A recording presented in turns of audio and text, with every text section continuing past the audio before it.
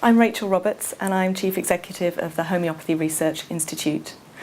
That means that I work very closely on a day-to-day basis with Dr. Alex Tournier, who is the HRI chairman, and together we're responsible for the day-to-day running of the institute. It's really important for HRI that we only ever support research projects that are going to be meaningful, that will have impact, can bring about some kind of change, either something we learn about homeopathic medicines and how they work, or finding out more about what homeopathy can and can't do. What can it treat? Where is it useless? You know, these are things we need to know.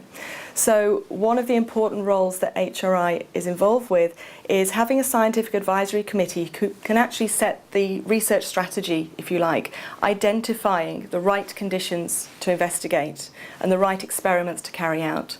So working with our experts, we've been able to sort of target conditions where, for example, perhaps the conventional approach that we have at the moment, the best we have available, isn't working in some way. It doesn't work for all patients, or perhaps the side effects are too severe that, you know, there are issues there and we want to find a different alternative that might be gentler.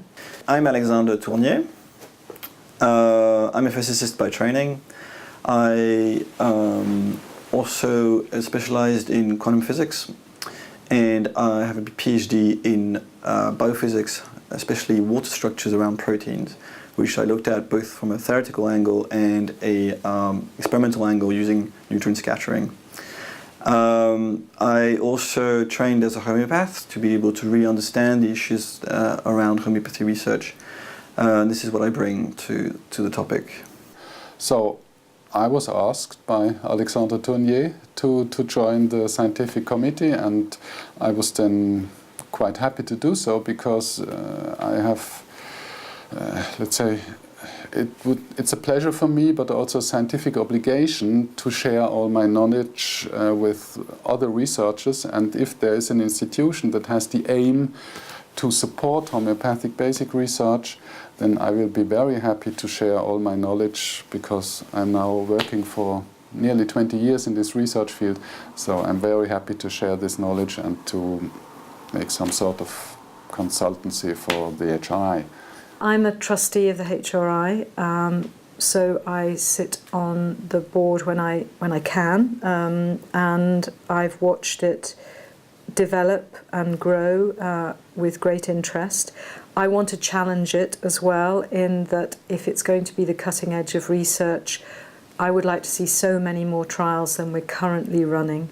So there's still a lot of work to be done on that, but I hope that, you know, my involvement will support that. Also, the HRI have supported the new development of the Centre for Integrative Medicine. What I'm hoping is that the new future will involve us working directly and closely, and really allow for growth.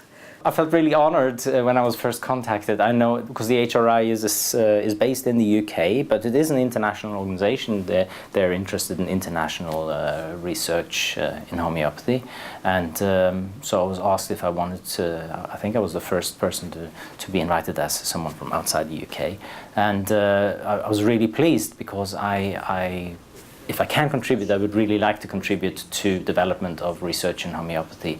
And I've been involved in organizational work with the European Central Council of Homeopaths for 17 years. I was the chair there for 13 and research coordinator. So I know a lot of people in different countries. So I thought one of my contributions could be to help to establish some contacts with the profession, and maybe encourage homeopaths who are in regular practice, at least some of them, to start picking up their education and developing skills, so that they could also carry out research projects.